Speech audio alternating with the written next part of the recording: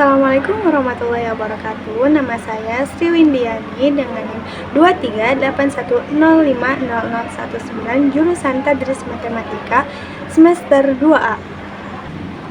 Di sini saya akan menjelaskan sedikit mengenai hak asasi manusia, contoh-contoh pelanggaran hak asasi manusia, dan pendapat mengenai hak asasi manusia di Indonesia. Apa sih hak asasi manusia itu? Hak asasi manusia menurut Undang-Undang Nomor 39 Tahun 1999 yang dimaksud dengan hak asasi manusia adalah seperangkat hak yang melekat pada hakikat dan keberadaan manusia sebagai makhluk Tuhan Yang Maha Esa dan merupakan anugerahnya yang wajib dihormati, dijunjung tinggi, dan dilindungi oleh negara, hukum, pemerintah, dan setiap orang demi kehormatan dan perlindungan harkat dan martabat manusia. Dilansir dari mkri.id pada Senin 16 Januari 2023, pakar hukum tata negara Bivitri Susanti saat menyampaikan keterangan yang dihadirkan oleh pemohon saat sidang ke-6 uji material Undang-Undang Nomor 26 Tahun 2000 tentang Pengadilan Hak Asasi Manusia menyatakan bahwa setidaknya terdapat dua undang-undang yang menjadi landasan perlindungan dan penegakan hak asasi manusia di Indonesia. Yang pertama yaitu Undang-Undang Nomor 39 Tahun 1999 tentang Hak Asasi Manusia, dan yang kedua Undang-Undang Nomor 26 Tahun 2000 tentang Pengadilan Hak Asasi Manusia.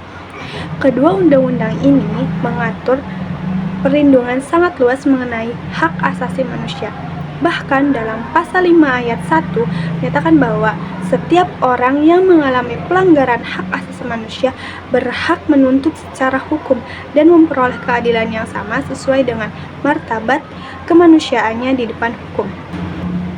Ketentuan ini diberikan kepada setiap orang, artinya kepada siapapun tanpa memperdulikan status kewarganegaraannya. Contoh pelanggaran hak asasi manusia yang dilansir dari komnasham.co.id pada Jumat 29 September 2023, di Indonesia ada 17 kasus pelanggaran hak asasi manusia berat yang terjadi. Antara lain peristiwa 1965 sampai 1966, penembakan misterius tahun 1982 sampai 1985, Talang Sari 1989, Trisakti, Semanggi 1 dan 2, peristiwa kerusuhan Mei 1998, penghilangan orang secara paksa tahun 1997 sampai 1998, Basior tahun 2001 sampai 2002, Wamena tahun 2003, pembunuhan Dukun Santet 1998, peristiwa Simpang KAA tahun 1999, Jamu Kepuk tahun 2003, Rumah Gedong tahun 1989 sampai 1998, Timang Gajah tahun 2000 sampai 2003, dan kasus Paniai tahun 2014.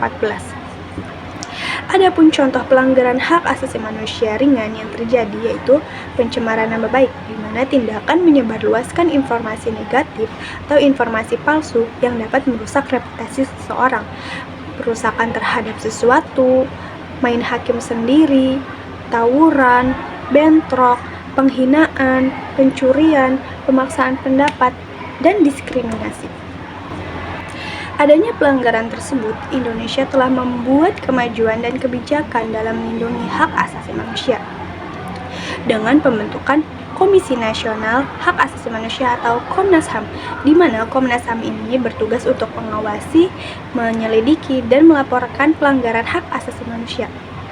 Selain itu, Indonesia juga telah meratifikasi berbagai instrumen internasional tentang hak asasi manusia, seperti Deklarasi Universal Hak Asasi Manusia dan Konvensi Internasional tentang Hak-Hak Sipil dan Politik. Meskipun demikian, masih terdapat tantangan dalam perlindungan hak asasi manusia di Indonesia, seperti lambatnya penegakan hukum terhadap pelaku pelanggaran hak asasi manusia, kurangnya kesadaran masyarakat akan hak asasi manusia, serta adanya hambatan struktural dan budaya dalam sistem hukum dan pemerintahan. Untuk meningkatkan perlindungan hak asasi manusia di Indonesia, diperlukan langkah-langkah yang konkret seperti peningkatan kapasitas aparat penegak hukum, edukasi masyarakat mengenai hak asasi manusia, penguatan lembaga-lembaga pengawas hak asasi manusia, serta reformasi sistem hukum dan pemerintahan secara menyeluruh. Dengan langkah-langkah tersebut, diharapkan perlindungan hak asasi manusia di Indonesia dapat ditingkatkan dan pelanggaran hak asasi manusia dapat diminimalkan.